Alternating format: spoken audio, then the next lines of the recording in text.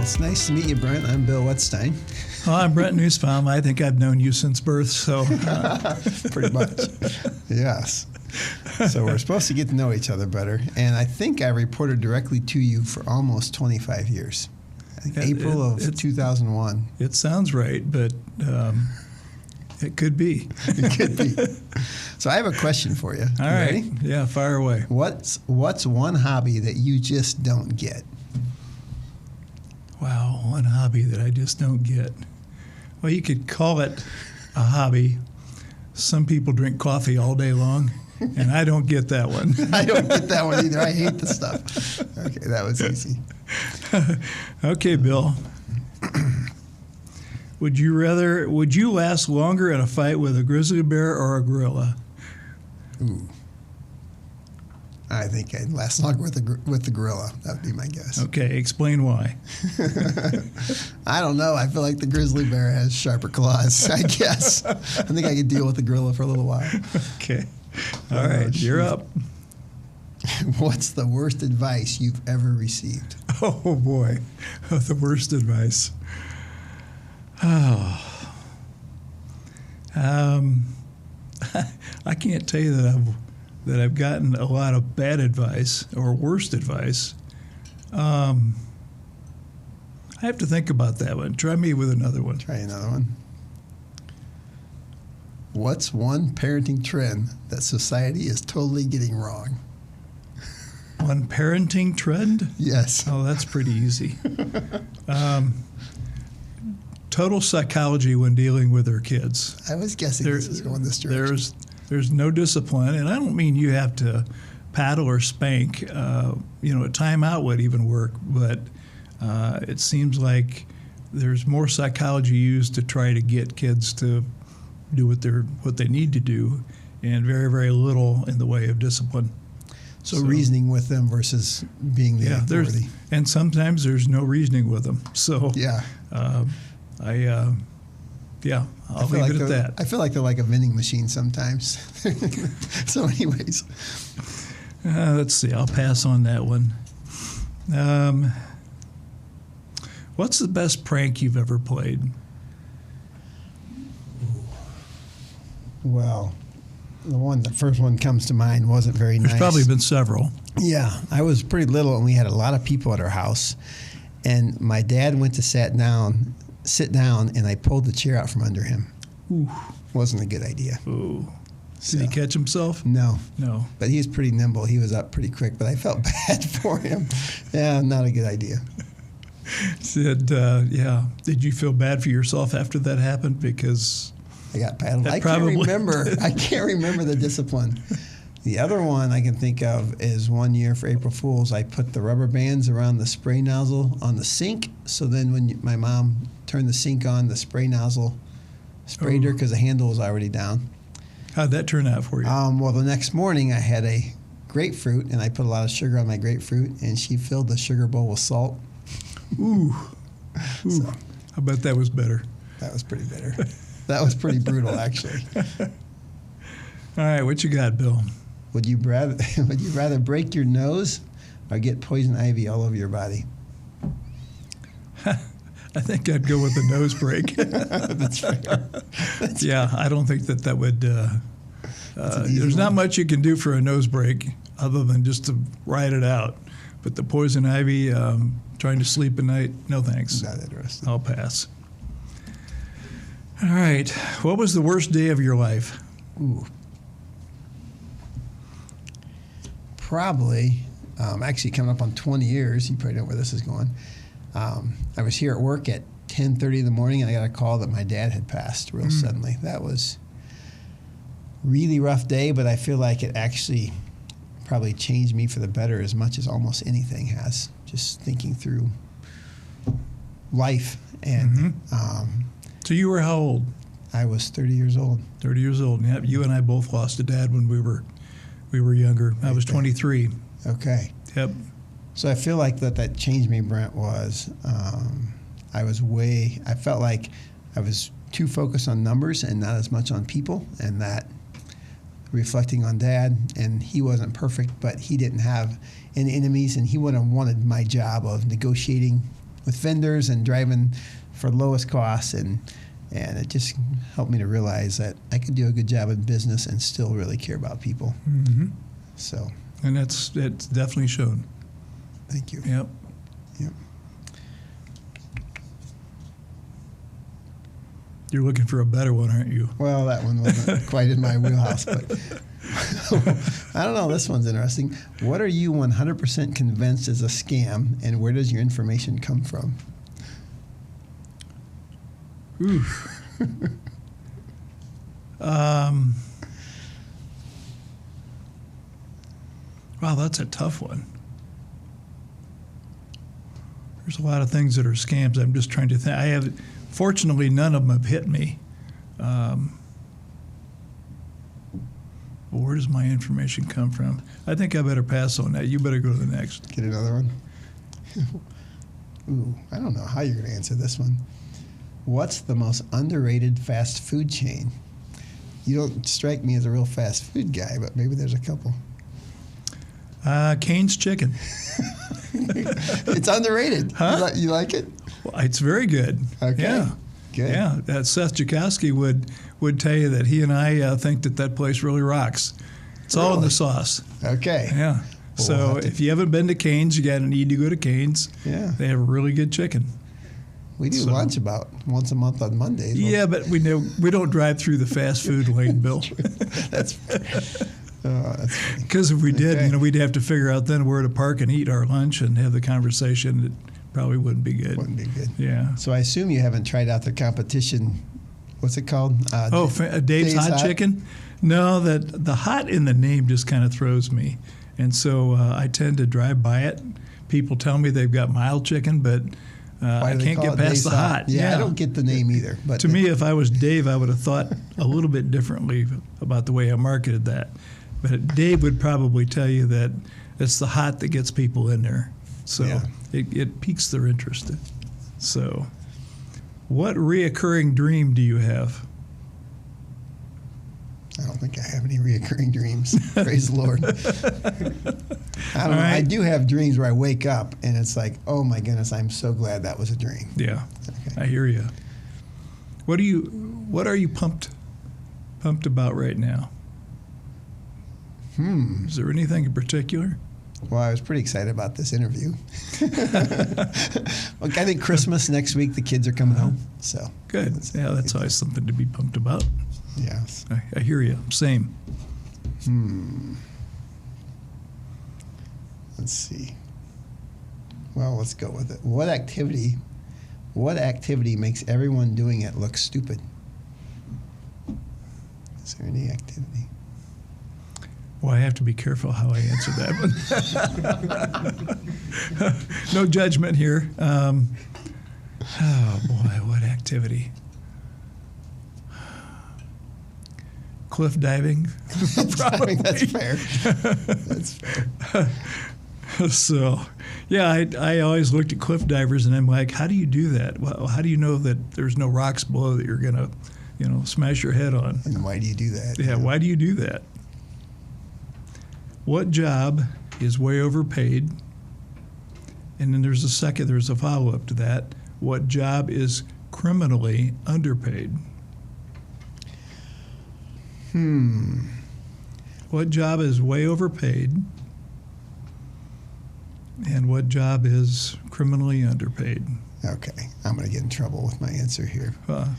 Earbuds friends. Yeah.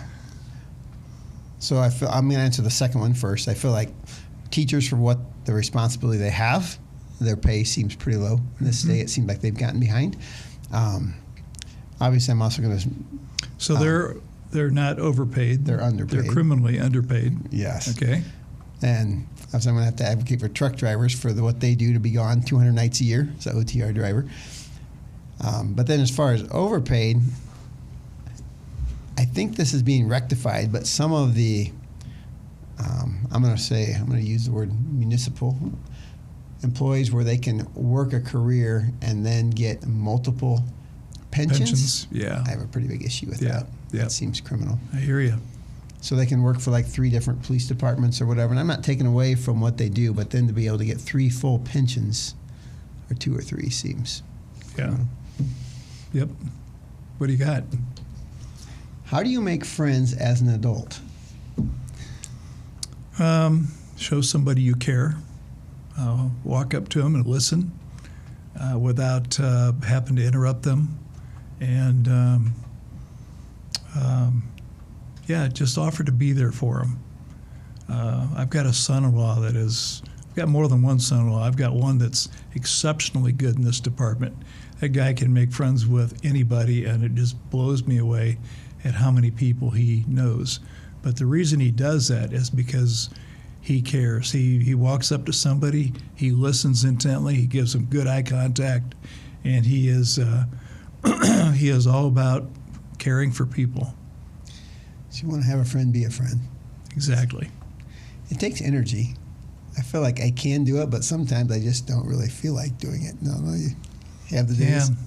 But if you look at it on the other side of it is you look at the impression that you leave when you get done. Yeah, that person goes home and they've had a good day because you've touched them in one way, shape, or form. So Yep. if you had to eliminate one thing from the world, what would it be? Oh, my. Hatred is what comes to me. I feel like just the evil that comes from that. Mm-hmm. I thought you were going to say coffee for a minute, but then that's Yeah. okay. Yeah, I think hatred's a better one. What are a few simple things that make your day better? Well, coming to work makes my day better because when I walk in the front door, I see a lot of smiling faces. When I say hi to them, they respond back. We work in a very, very engaging company, and just being able to interact with them on a day-to-day basis is really, really good. I love interacting with our drivers. Anything that I can do to make their day better in the way of just recognizing them, if I'm lucky enough to remember their names. And I say that because we've got 500 and some odd drivers. If I don't see somebody for a little while, it could be a challenge, but I really work at it. But ultimately, just God made us to be relational, and so I think when we're relational, He cares, and it's a good feeling for us. We go home at night, and we feel like we've made an impact on somebody's life in that day. So just interacting with people in a caring way makes your day better. Exactly. Yep. Are there any habits or just routines, too, that you... Well, habit of never walking by somebody without speaking to them. We're getting the message. Yeah, he does sure. That. Yep. Yeah, because if somebody walks by me and ignore me, now there is one little thing that will probably bug me, and I'm just going to say it. Happens around here once in a while when somebody walks by and they've got their ear pods in and they're focused on whatever they're listening to, rather than focusing on being conversant. That's a real struggle for me. So if you go by, if you walk back to your desk and you find your ear pods missing, come see me. Fair. Well, mine aren't here at work, and I still don't quite know how to use mine well. So anyways. I use mine, just not at work. So, okay. Here's a good one for you. What's one thing I need to work on? You? Oh, man. So I'm supposed to answer that for you or for me? No, that's. I'm supposed to answer it for you. You're supposed to answer it for me. Oh, my goodness. That is not fair. Oh, boy. What physical activity or sport could you defeat pretty much anyone at?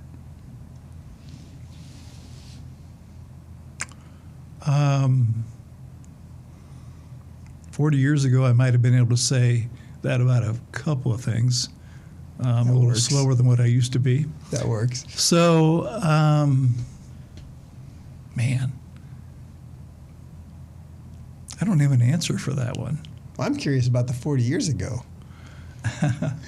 40 years ago, I was a pretty aggressive racquetball player, Okay. and I could do some damage on the racquetball court. You could hold your own. Yeah, but now today nobody plays racquetball anymore. You know why? I don't know what it is. Yeah, you don't know what it is? I don't know. Oh, It's man. indoor, off the walls, it's right? indoor, off the walls. Yeah, and you get a good workout from it. Everybody wants to play pickleball.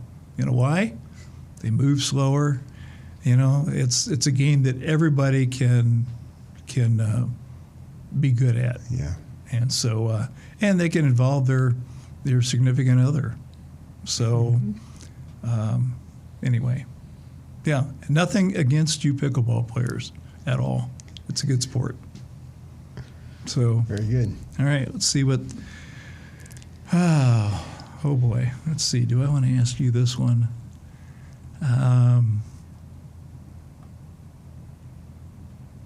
Yeah, probably not. Thank you. Here's a good one for you. This is an easy one. What's the best purchase you made in the last year? The best purchase The I best made purchase. last year. Okay, so the thing that comes to me is I've got really into my cordless Milwaukee tools. And so, and I buy them for my wife, but I really think it's to save me work too. So I got her a cordless tiller and a cordless hedge trimmer. So for the garden and the landscaping, she can do a lot of those with a light tool that I don't have to start it for her. Yep. And it's been great. Good. I'm going to have to learn how to do that. Everything I buy is nothing that my wife can, Nothing that she'll use. can work with, or that she wants to. Yeah. You know, she's kind of like, I'll keep the inside of the house meticulous. You get the outside. So, other than picking up dog waste, that domain belongs to me. What's one word or phrase that's way overused? Oof. One word or phrase. Next.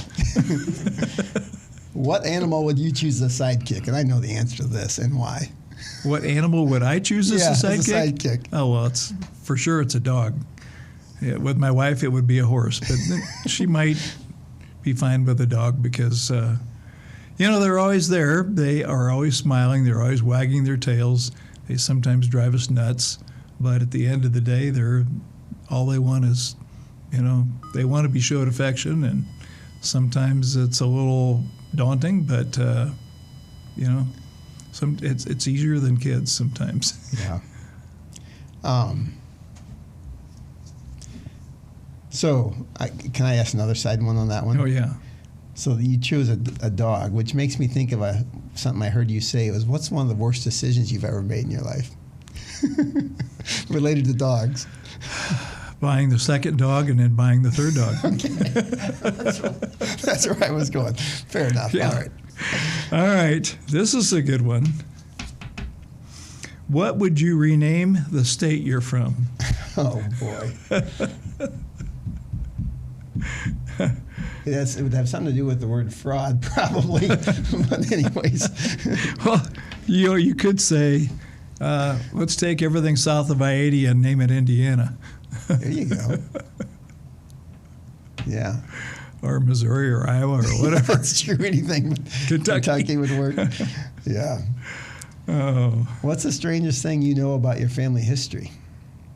Strangest thing. Man, I don't know anything strange about my family history. You might want to go to the next one. Oh, I think I know some of your answer on this one, too. I think we knew each other better. You want to than just go ahead and answer it for me? I think they knew each. Yeah, I could. I could answer it, and then you could give me the question, right? Like we do in Jeopardy. What's your process for making a big decision? Well, it's to take a step back from it, pray about it, and not make a rash decision. And if I don't have clear discernment from it, then I start asking others. So in Proverbs it says, in the multitude of counselors there's wisdom. So if I don't know, or I feel like I should involve others in that decision, without a doubt I start knocking on doors, saying, hey, will you pray for us on this? What do you think we ought to do in this situation? And we function really well as a leadership team because we do that. It's not just myself, but when we trust each other, we tend to want to bring things to the table so that we get clarity on them and good discernment, make the right ones. So, yep. Yep, very good. I guess it's my turn, isn't it? Yeah. It says, which of your family members are you like the most? Okay, got it. Oh, I'm definitely like my mom. Yes. She was a lot more, how's the word? A lot more intense, a lot more energetic, a lot more, my dad was just way more calm and. Yeah. Is it fair to say that you never were at a lack for knowing what your mom was going to? Oh yeah, I totally knew what she was thinking. Yeah, yeah. I'm not quite. Yeah, I would say I'm a mix between them, but definitely more like her. Yep. Yeah. And then the person that's the most like my dad, of anybody I know, and a lot of people agree, is my oldest son. He kind of skipped a generation, and my son is a lot like my dad. So just everything will work out okay. Not going to sweat it. Yep. Okay. Yeah. So whose turn is it? Yours? Yeah, mine. Okay. Who's one speaker, author, or thinker who's made a big impact on you? Wow, there's been a lot of them. Dallas Willard, John Eldridge, Neil. Sorry, just went blank on his last name. But they were all authors that talked about forgiveness and talked about working through your stuff in life. Just laying your junk out before the Lord in prayer and asking Him to help you work through it so that you could be free to be all that God purposed and planned you to be. And these were really and are very, very good authors. There's so many good authors out there that have written some good stuff. Yeah. We've talked about Dallas Willard in this whole topic of being unoffendable. Yep. It's pretty powerful. Pretty powerful stuff. Yep. So,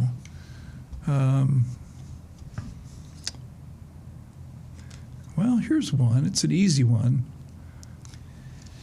Put you on the spot a little bit. What's your dream car or truck? Oh, man. My dream car or truck. Well, when I bought my current truck, that was pretty much my dream truck.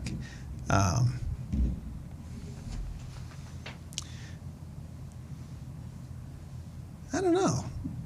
Probably. Would you buy something like another Ford, maybe a 250 all jacked up with big tires on it?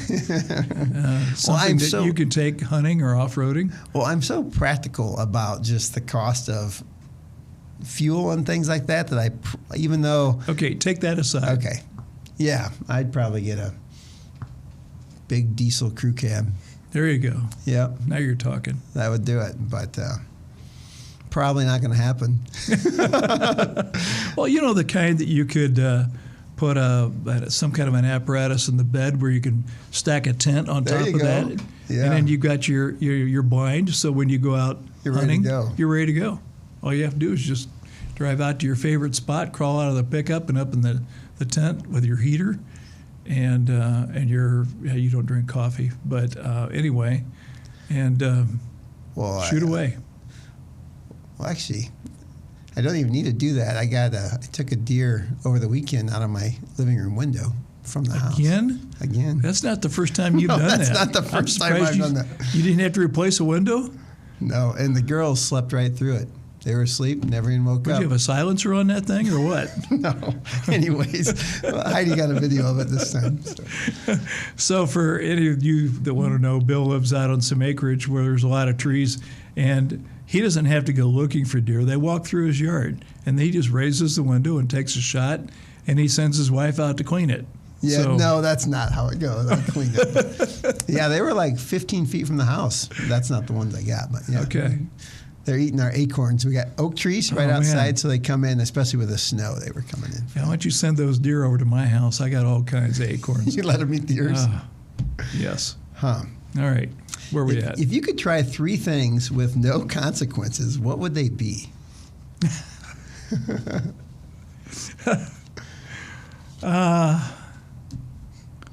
3 things with no consequences. Well, I'm kind of a car nut, so I would probably go by a car dealership and pick up a really nice car and go for a ride and hope that I didn't get caught. There you go. That's a good one. I'm with you. So,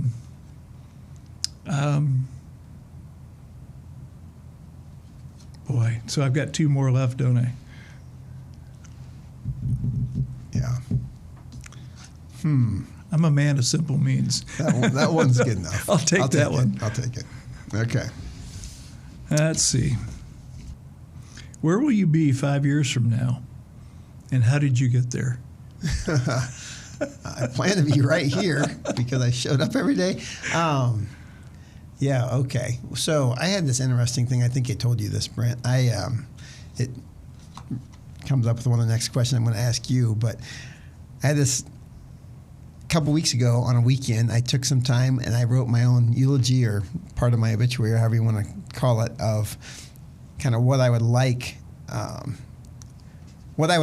to be remembered for. And I'm not quite there yet. I feel like there's still some character flaws that I need to work on. And so I hope 5 years from now, it just feels safer. I think I've told you this. It feels safer to be around me. And I've got there because just surrendering to God's love and just realizing that He always loves me and He wants me to love others regardless of kind of how they're treating me. Now you know why Bill and I work in 2 different offices, because it's a safety factor. It's a safety factor. Thanks, Brent. Well, the second question is, how will you get there? But yeah, I'd say just continue trying to draw closer to God and trusting Him, and seeing others as I feel God sees them, and trying to see myself how God sees me with the mercy that He sees me. So it's just been a growing experience. And I also think as I get in this stage of life, as we get older, we get to the point where we have more and more responsibility at times, and you have more impact. And with that, more impact and more responsibility, the stakes are higher. Yeah. Yeah, for how sure. you impact people. Well, you mentioned some really good question you had for me next. Well, this one, it got me thinking about that, was what's a phrase that you'd like to have etched on your tombstone?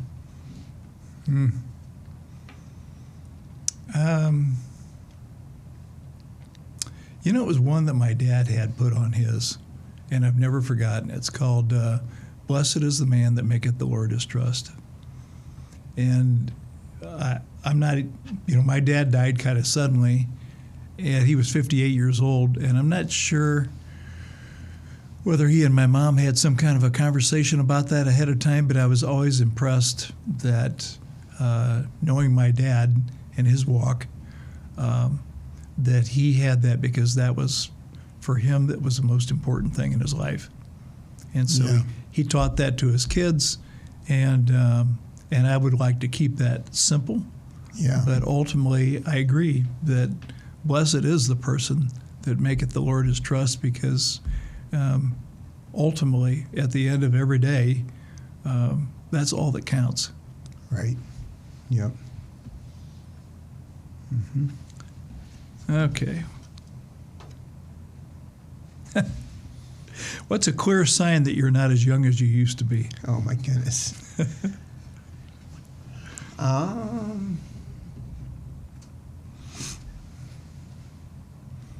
I would say...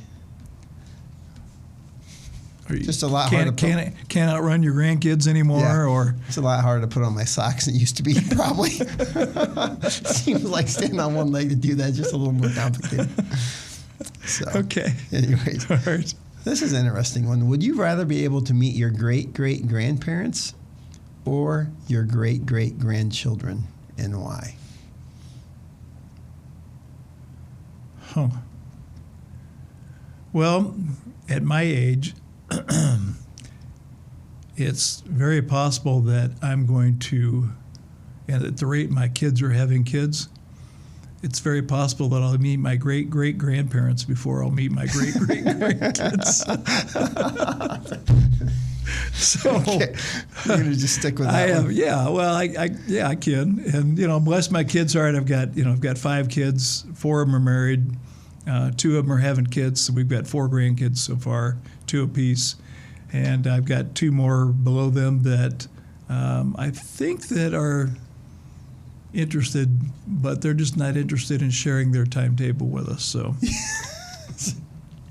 so anyway, for what that. Yeah, very good. Yeah, I don't know where I'd be on that one. Yeah. Curious what the world of my great-great-grandchildren will look like. But anyways. All right, here's a good one for you. What's a crazy business idea you've never told us? Okay, maybe I have told you this, but one of my ideas is we've raised our own pork and beef for a long time, and we take it to the locker, and the process at the locker always bothers me. It's this piece of paper, and they write down how you want your meat cut. And my idea is I just need to hire a couple of these software engineers here in the evenings to develop a software program that when I take the cow gets delivered to the locker, I just get an email and it takes me to a website, and I just click on all the parts of the cow and it tells me my choices with every part of the cow, and then I just make my choice and I hit the button and it goes to back into the locker room, and the butcher's there, just looks at the screen and just cuts up my cow how I've told him to cut it, because I got all this information. That's my idea. So what is keeping a locker from doing that? Are they I just don't know. That old school, or they just seem pretty old school. And there's a ton of small businesses. They're just nothing. I don't know of any around here that are a big chain, so they don't have many resources. But they do it all with a piece of paper, just with a pencil. That's what it looks like to me. Interesting. So, anyways, that's my idea, and I keep thinking I should have done it 10 years ago. It probably would have been somewhere by now, but now I kind of lost. You better interest. hurry it up, because I hear there's a shortage of beef out there. There is a shortage of beef. So, if you could snap your fingers and instantly speak another language, what would it be? Well, I would probably be in college. I took, and I took it later. I took German. I had German heritage, and okay. See.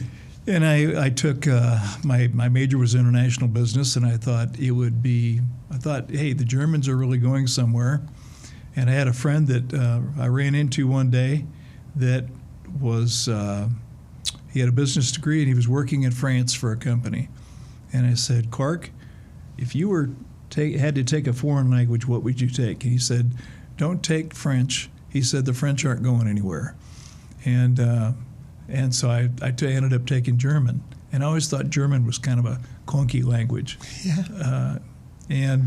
So if I had to do it over again, I'd take Spanish in a heartbeat. For sure. Yep. Here's one. I won't go into this one, but if someone sketchy owed you $5,000, who would you take with you to go get it? Yeah. That's a good question. I have an answer, but I'll save it from here. Oh, I got to just put the rest down. I mean, Jeremy's there's so many. would be a good choice. Remember some of the, anyways. Oh, there's some good ones here. I'd like to hear more context about that. That one. I just remember some truck buyers like 15 years ago came to pay for 2 trucks with Walmart sacks full of cash. Well, didn't one bring a briefcase? I don't know. I was looking for guns and knives and all sorts of things. That was pretty crazy. And Jeremy was standing his ground. I was ready to run for it. But anyways. Yeah, those guys used to come in with cash. In like Walmart sacks, like just this Walmart sack wrapped up, and then they would like Monopoly money. They just cut out stacks of $100 bills on Jeremy's desk. That was wild. Okay. And I was impressed with how tough he was. He was unflappable. Yeah, it didn't really bother him. All right. Here's one for you. This is a good one. What are the top 3 life skills every guy should know? Ooh. Okay. So I'm going to put this in context of a husband. Listen. Just listen. If you haven't watched Not About the Nail, that's probably a skill. So life skill is listen, and then be gentle. And then sometimes we're not very good at communicating, and just really try to communicate what's on your mind in a safe way. Yeah, that was good. Wow, yours are more serious. Mine are kind of on a clear different level here. What's one thing your parents didn't teach you about the real world? Well, okay. I felt like they didn't teach me how much emotional energy it takes to have adult children. That one kind of caught me off guard when my kids became adults. And I don't know that my kids want me to be that involved with their life, but just as you watch them work through growing their faith, finding their spouse, and finding a career path that they are aligned with, watching that from a parent has been surrendering, just a whole level of surrendering that I wasn't ready for. But I thought they prepared me pretty well with how they dealt with people in different ways. Mom left a path of smiles behind her. I felt like she always left a wake of smiles behind her. And Dad was just a very gentle man that everybody liked. So. You got one for me? What is one celebrity you wish you could delete forever and from any and all media? One what? Celebrity. Name one celebrity you wish you could delete forever from any and all media. Is there any such thing? Boy, there is.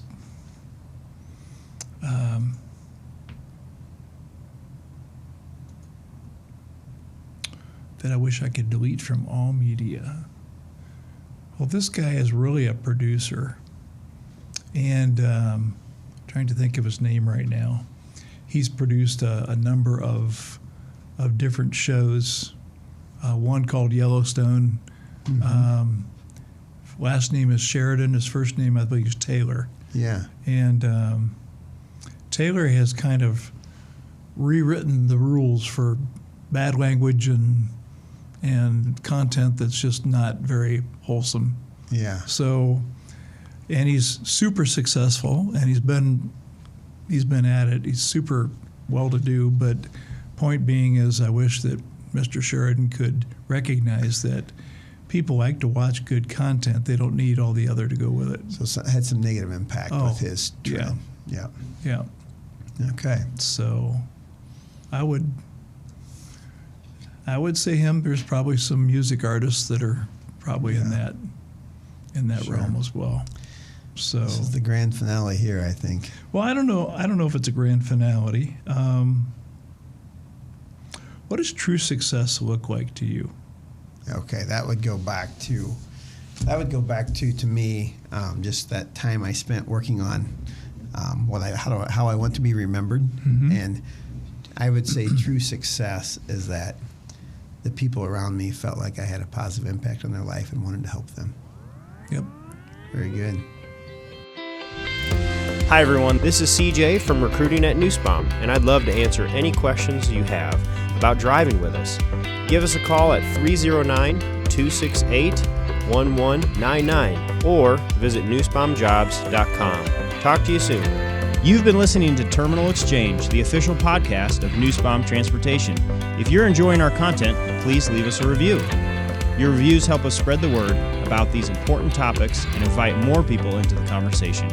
You can rate and review us on your podcast app or visit us online at terminalexchange.org. New episodes arrive every other Tuesday, so be sure to subscribe wherever you get your podcasts. You can also follow Nussbaum on your favorite social media platforms and be the first to know when new episodes are released.